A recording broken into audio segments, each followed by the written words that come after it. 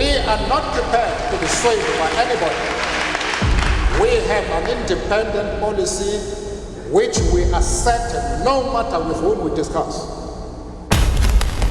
One of the mistakes which some political analysts make is to think that their enemies should be our enemies.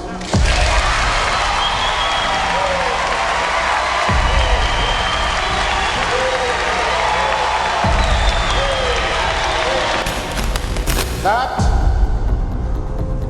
we can and we will never do. We have our own struggle which we are conducting. We are grateful to the world for supporting our struggle. But nevertheless, we are an independent organization with its own policy. And the attitude of every country towards our attitude towards any country is determined by the attitude of that country to our struggle.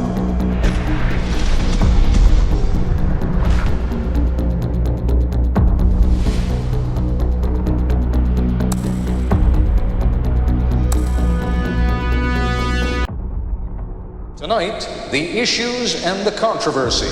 1,000 people have gathered at the City College of New York for a town meeting with Nelson Mandela.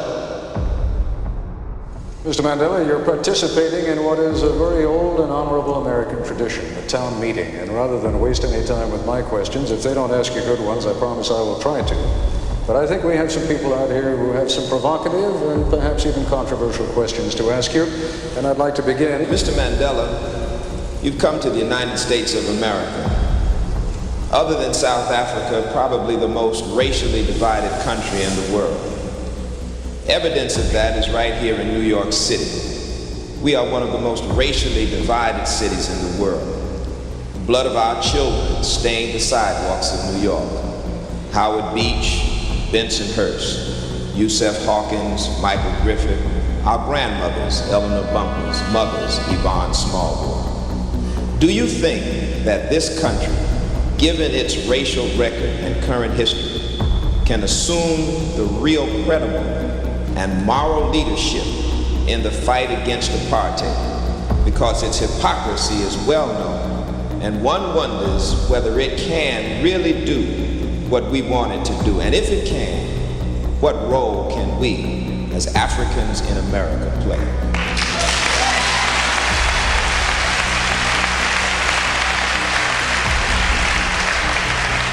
If I may just ask you for your indulgence, if you'd be good enough, there will be some questions you'll like, there'll be some questions you won't like. Let me just ask you, though, to save the time so that we can listen to Mandela's answers. Mr. Mandela's answers. Mr. Mandela.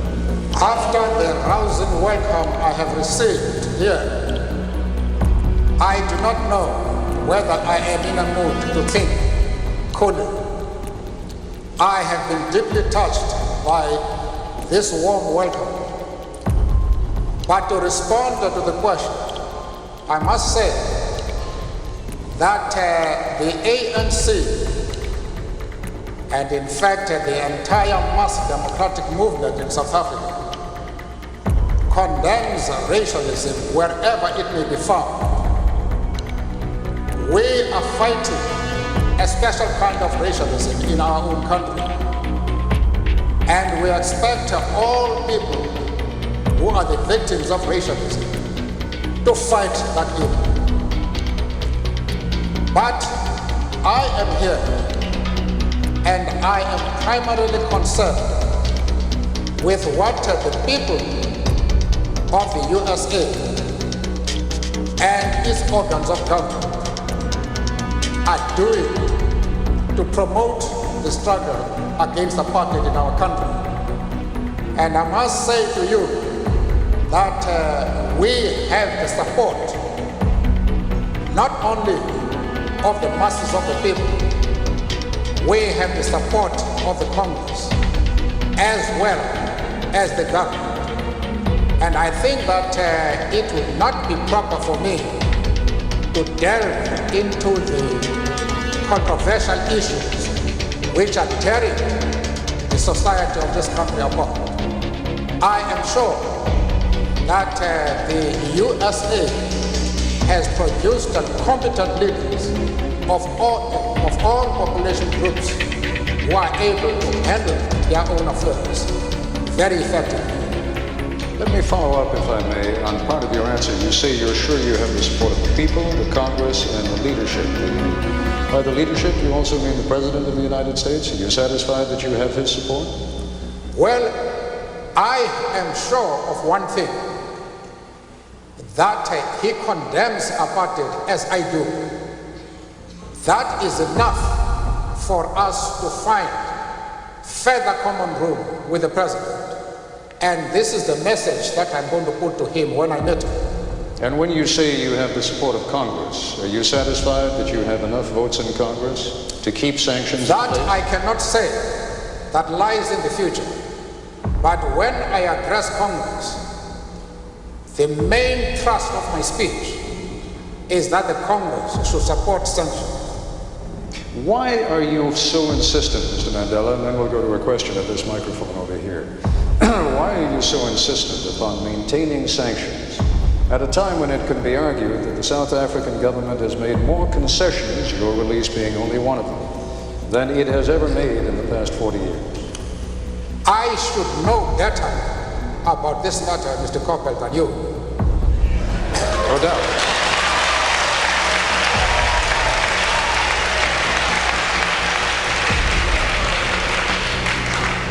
After all, it is the ANC, not the government, that is responsible for the present talks.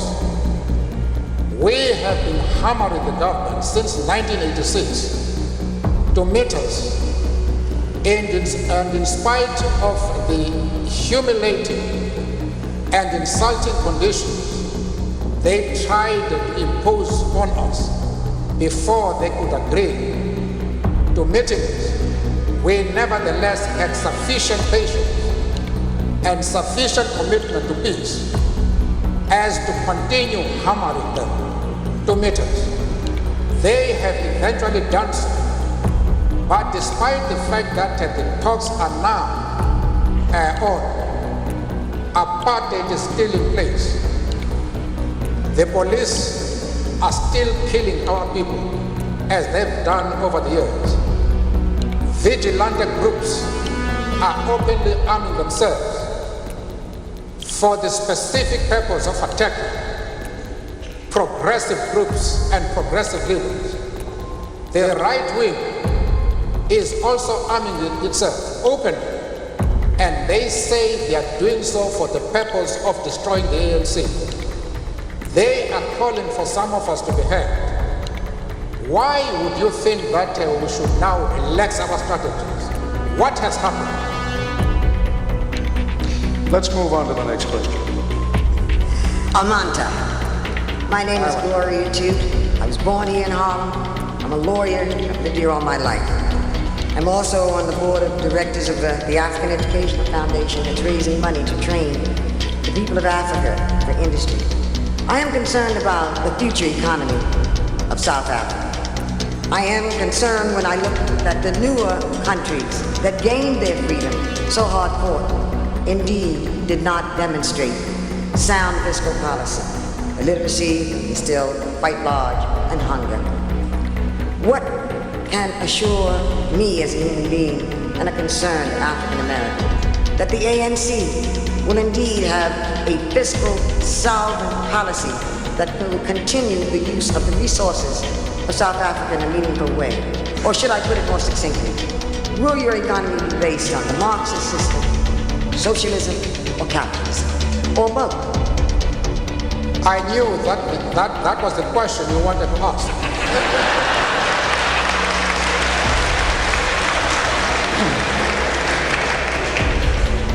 I am happy that you have had the courage to put it directly.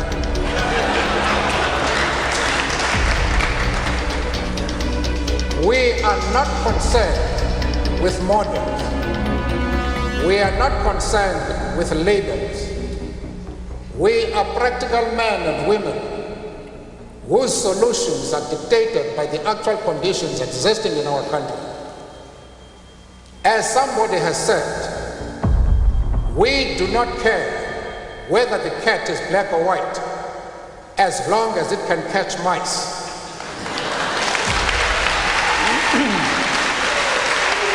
If I may... What we want to achieve is a healthy and vibrant economy which can ensure full employment to our people, maximum production, and the development of social justice. We wanted to rectify the imbalances that exist in our economy. One of the companies, well-known companies in the country, one company owns more than 75% of the shares quoted in the Johannesburg Stock Exchange. This is illustrative of how our economy is organized. It is more, the resources of the country are monopolized by a white minority, even in that minority by a few individuals, whereas the masses of the people, especially blacks, are left poor, ridden with disease, illiteracy, without educational facilities. We wanted to develop an economy which will put an end to that and will leave to other people to put a label if they so wish. Mr. Mandela, forgive me. We have to take a short break. We'll be back in just a moment. Thank you.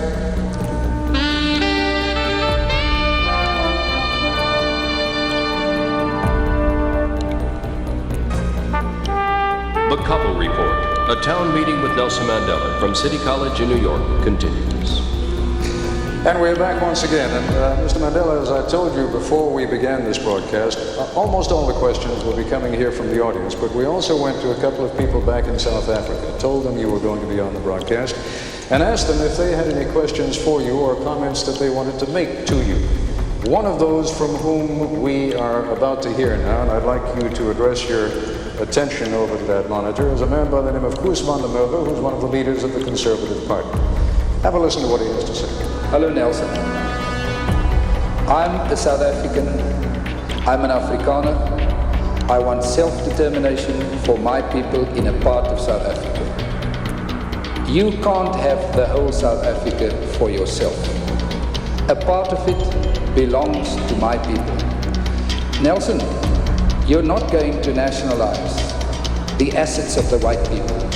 I have worked for my banks, my mines, my businesses, and my farms. You are not going to take it. Stop your violence. Stop your sanction campaign. Stop your nonsense. Leave the violent campaign alone and come and sit down, become a normal person and talk, and maybe that way we can find solutions. And lastly, forget communism, Nelson, it's gone.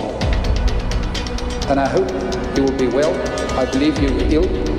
I hope you will recover. And have a good journey. Aangename kennis, Koos.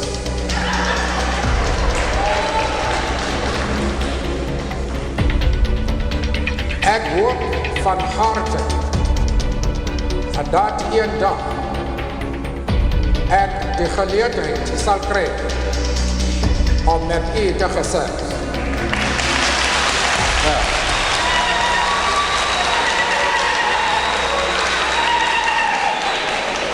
Well, just to interpret Please. what I said, I just wanted to demonstrate that I am bilingual.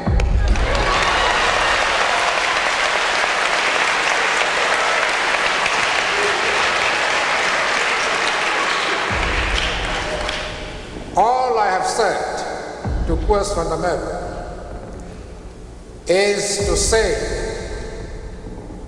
I am happy to know you.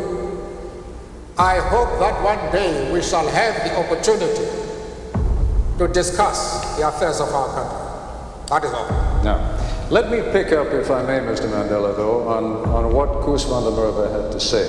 He represents, as you know, a small but significant segment of the white population in South Africa, which is pressuring Mr. de Klerk from that political side of the spectrum.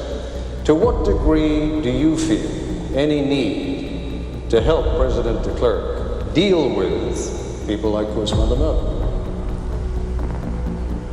Mr. de Klerk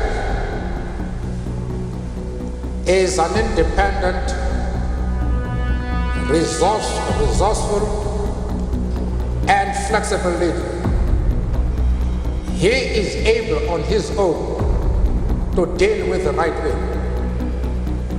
The outside world will be making a grave mistake if they think they can do anything whatsoever to help Mr. de Klerk as against the right wing. In fact, for the international community to seek to do anything expressly to help Mr. de Klerk would be the best way of undermining him. Because what the right wing is doing is to tell the whites in South Africa that de Klerk is a puppet of the United States and Great Britain, and that what he's doing now is precisely because he has received instructions from those two countries. And if now the Western world comes out to say they want to help de Klerk, that is what the right wing exactly wants. You will destroy it. We, the ANC, are the only people who can help him. And we are doing our very best to help him. One of the points we are putting to him is that Mr. de Klerk, if he wants to see the future non-racial South Africa emerging, is to speed up in regard to the negotiating process. That in a year or two, he should be able to extend the vote to all South Africans. He must cease thinking in terms of solutions by seeking a mandate to whites only. He must place himself in a position where he can get the support of the overwhelming majority of the people of South Africa. And if he gives every man and woman, whatever the color of his skin, the right to vote, he will be in an extremely strong position, and there's nothing that the right wing can do.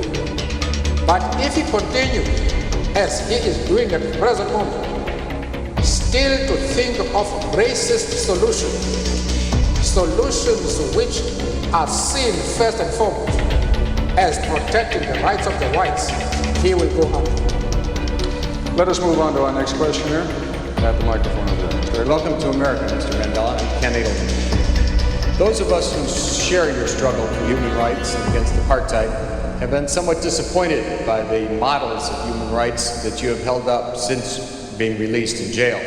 You've met over the last 6 months 3 times with Yasser Arafat, who you have praised. You have told Gaddafi that you share the view and applaud him on his record of human rights and his drive for freedom and peace around the world. And you have praised Fidel Castro as a leader of human rights and said that Cuba was one of the countries that's head and shoulders above all other countries in human rights, despite the fact that documents of the United Nations and elsewhere show that Cuba is one of the worst.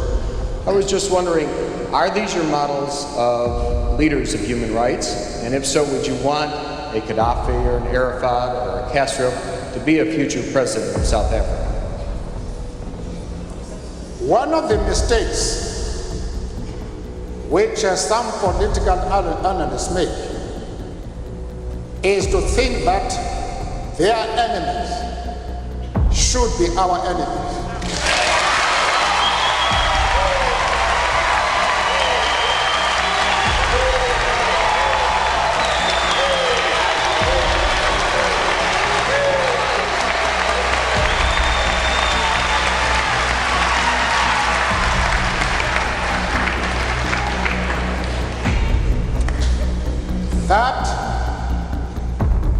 we can and we will never do. We have our own struggle which we are conducting. We are grateful to the world for supporting our struggle. But nevertheless, we are an independent organization with its own policy. And the attitude of every country towards, our attitude towards any country is determined by the attitude of that country to our struggle.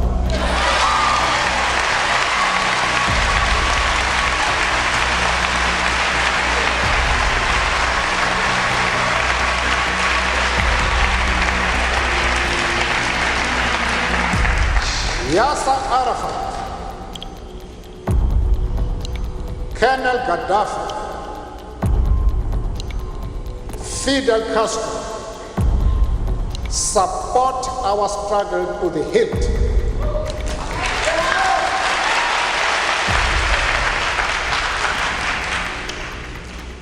There is no reason whatsoever why we should have any hesitation about hailing their commitment to human rights as they are being demanded in South Africa. Our attitude is based solely on the fact that they fully support the anti-apartheid struggle. They do not support it only in rhetoric. They are placing resources at our disposal for us to win the struggle.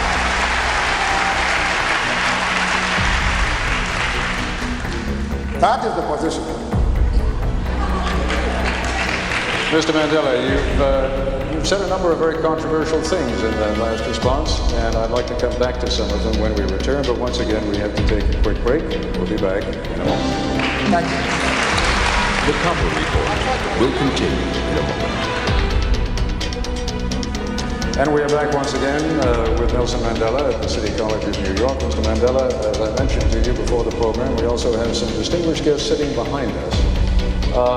One of whom, Mr. Henry Sigmund, together with two other Jewish leaders, came to Geneva to visit with you, precisely because they were so concerned not only by the kind of thing that you just said before the break with regard to Yasser Arafat, with regard to Libya's Colonel Gaddafi, but also because of the support that you seemed at different times to give to the PLO.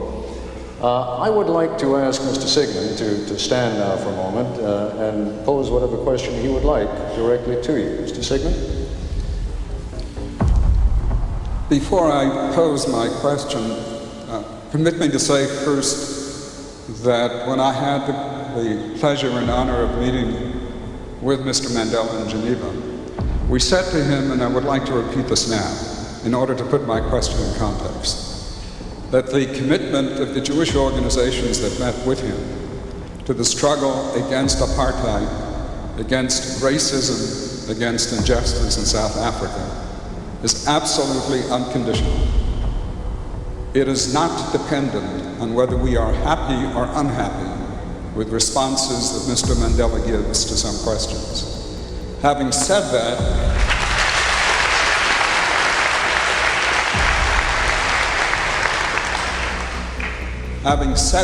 I think I would be dishonest if I did not express profound disappointment with the answer that Mr. Mandela gave to the previous question, because it suggests a certain degree of amorality.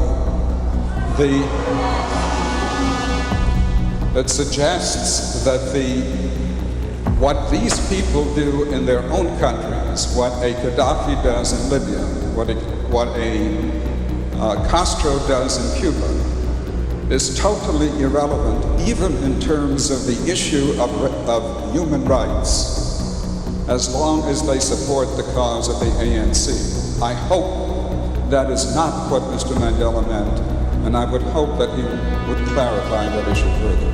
Mr. Mandela. Firstly, we are a liberation movement which is fully involved in a struggle to emancipate our people from one of the worst racial tyrannies the world has seen. We have no time to be looking into the internal affairs of other countries.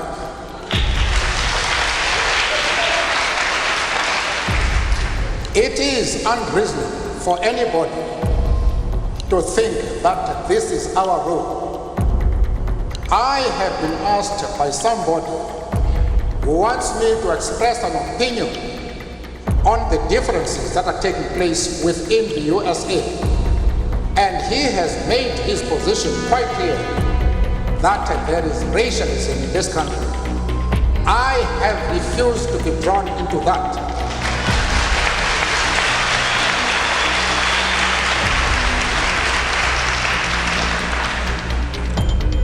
Why should Mr. Sidney accept my refusal to be withdrawn into the internal affairs of the United States?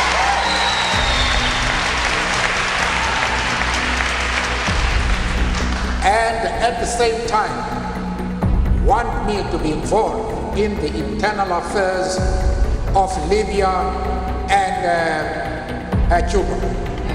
I refuse to do that. As far as Yasser Arafat is concerned, I explained to Mr. Sidney that we identify with the PMO because just like ourselves, they are fighting for the right of self-determination.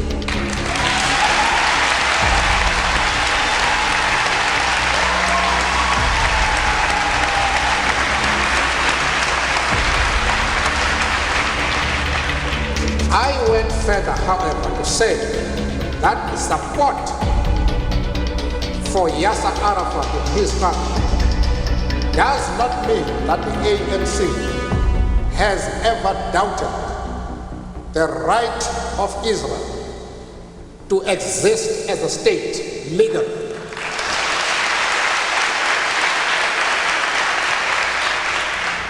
We have stood quite openly and firmly for the right of that state to exist within secured borders.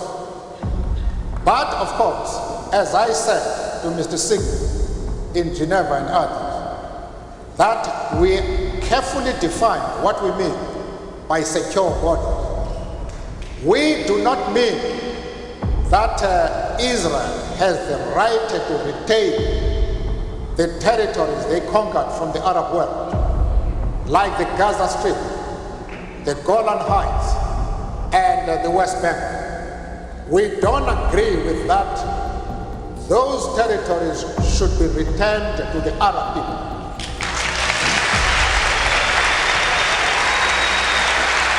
Mr. Mandela. I also explained to Mr. Sigmund and company that in our organization we have Jews. In fact, Mr. Gaddafi did not allow us to open our offices in Libya precisely because we had the courage to say to him, we work with the Jews in our organization. And he didn't allow us to open an office until February this year, when he had to accept us as we are. We are not prepared to be swayed by anybody. We have an independent policy which we accept no matter with whom we discuss. Mr. Mandela, let's move on to our next question. Welcome.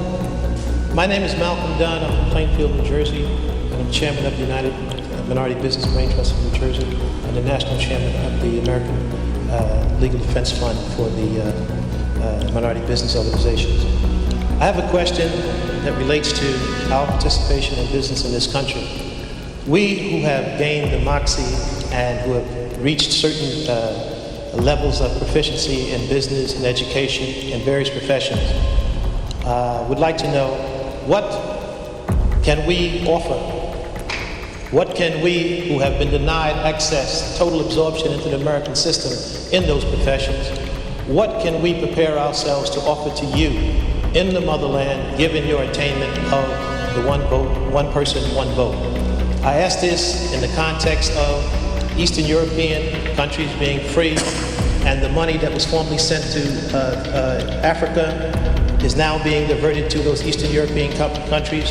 I ask also in the context that though our country has opened up its doors to people of a lighter hue before they have absorbed us fully in this country. And if you have an answer to my question, please let me know who I can contact after this assemblage to keep up the dialogue. Thank you.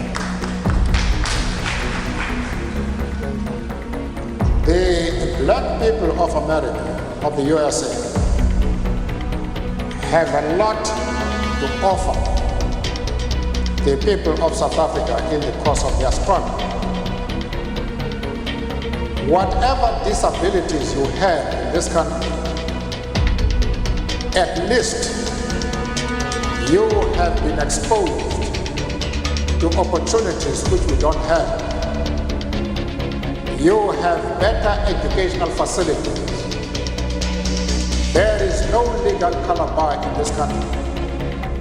And therefore, you have been able to acquire, in spite of your problems, you have been able to acquire expert knowledge, skills, which will require, especially when during the post-apartheid South Africa, you can help us a great deal by making that expertise available to us.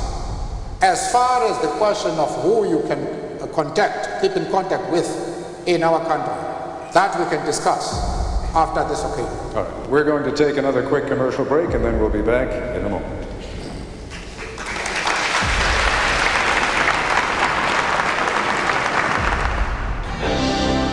The Koppel Report, a town meeting with Nelson Mandela continues. Once again, Ted Koppel. Mr. Mandela, as I mentioned to you also before you came out here this afternoon, there are black leaders in South Africa with whom you and your organization have differences. One of them who represents many of the Zulu people, a political organization known as Inkatha, is Gatsha Buthelezi. If you'd be good enough to direct your attention once again to the monitor and listen to what he has to say. I know, Madiba, that you're not responsible for our not getting together, and I know that it's other people that have said, I'm not imagining it, they've said it in so many words that they don't want you and I to get together. But Madiba, all these years you've been incarcerated, you know we've been in touch. You know that I've always paid tribute to you, that I've refused, to negotiate with any of the white leaders in this country for decades now, because I told them that it was an absolute non-negotiable that I can get to the conference table without you and our brothers were incarcerated with you and others, and before the unbanning of ANC, PAC, and other organizations. So I think in your absence, you might be interested to know that one of our brothers, who is very close to you, has been to see me. He'll have a certain message for you when you return. And I said to myself that it's absolutely up to you, because there's nothing that prevents you, even in the United States, to pick up a telephone and say hello and talk to me as we're doing ever since you left jail. Shanga, I do not think it correct for me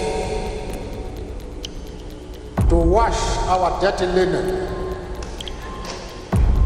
in a foreign country, even though it is somehow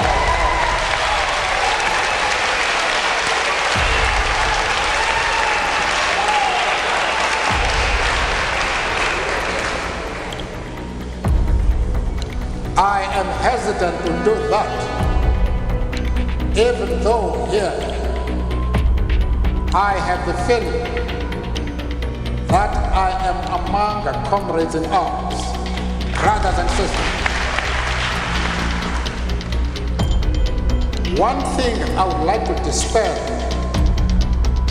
with all the force at my command is that there is no difference whatsoever between myself and my organization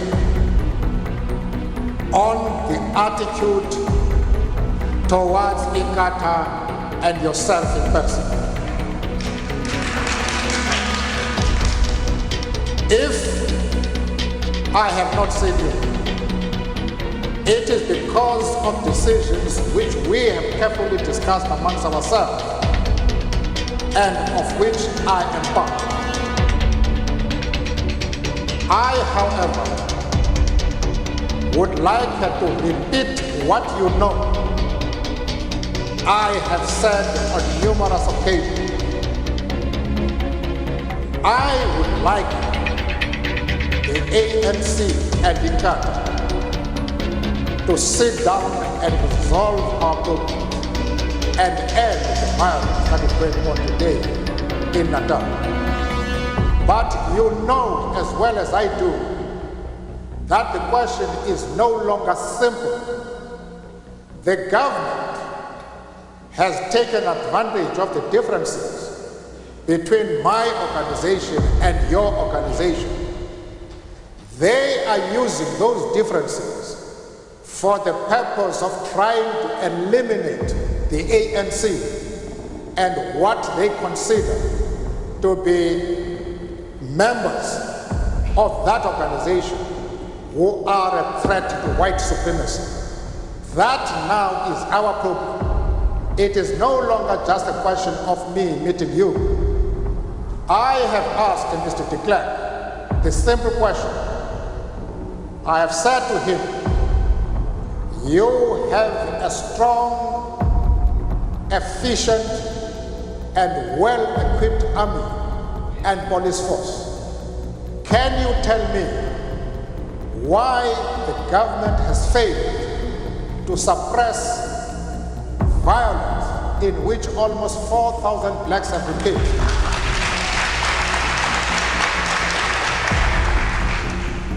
Mr. de Klerk has never been able to give a satisfactory answer to my question. I have told him, I've given him the answer. I have said to him, you have not suppressed this violence deliberately because you believe that by using these differences between these two organizations, you can crush your enemy number one, the ANC. That is your difficulty. And I must repeat to you, that is the main problem facing the people of South Africa. It is the involvement of the government and its police in the violence that is taking place in Natal. We have, Mr. Mandela, I believe on microphone B over there, a former representative of the South African government. He was until very recently the Consul General here in New York. Would you like to come to the microphone and pose your question? That is so, Mr. Koppel. Mr. Mandela, as one who for a period of years has advocated your unconditional release, I want to say at the outset I'm delighted to see you here in New York. Welcome. Thank you. Secondly, I also commend you for your loyalty to your friends, controversial though that may be. But in framing my question, in dealing with Natal in particular, I, as a white South African, am most concerned about the bloodletting, the carnage that is going on. And whilst I take the point that you have made that the police possibly and probably could do more, I do believe that the challenge or the ball is in your court, Mr. Mandela, because one cannot, we as South Africans cannot afford to have South Africans killing South Africans. We've got to have peace, harmony, a strong economy. We've got to hold out our hands to each other so we can build the new South Africa with a minimum of bitterness. I believe, sir, that you are the statesman who can do it. I would like you to do it, and I'd like you to issue a call. I'd like you to extend the hand to Chief Gatsha Buthelezi, irrespective of political differences, irrespective of dirty linen, irrespective of what has gone before. I believe you owe it to each other and the country to see that we have a stable, secure platform on which to go forward together, white, black and brown. And I hope you agree. I do not consider your remarks as a lecture to me.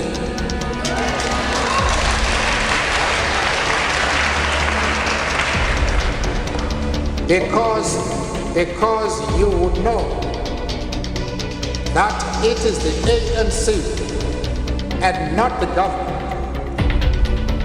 that has compelled the government to sit down and talk peace with us. It is the ANC that is mobilizing the entire country today around the question of peace. You would also know that I have made several calls at public rallies that no solution is possible in South Africa without involving Chief Buthelezi. You would know this. Yeah. I have made that call not once, but several times. But it is the government that is responsible for all our problems in regard to Natal. The questions that I have put to Mr. de Klerk, he has not been able to answer. I wonder if you can answer them. The government has had no hesitation whatsoever in suppressing similar violence before. Why is it that it has not even attempted to suppress that violence? After all, no government anywhere in the world can tolerate violence in which close to 4,000 people have been killed without intervening. Why is your government not intervening? That is the question that you must answer. I would answer you by saying that I don't represent the government, and I would hope that the government would do exactly what you say. I do not quarrel with you, and I do not presumptuously lecture you, Mr. Mandela. I wish you well. Thank you very much. Mr. Mandela.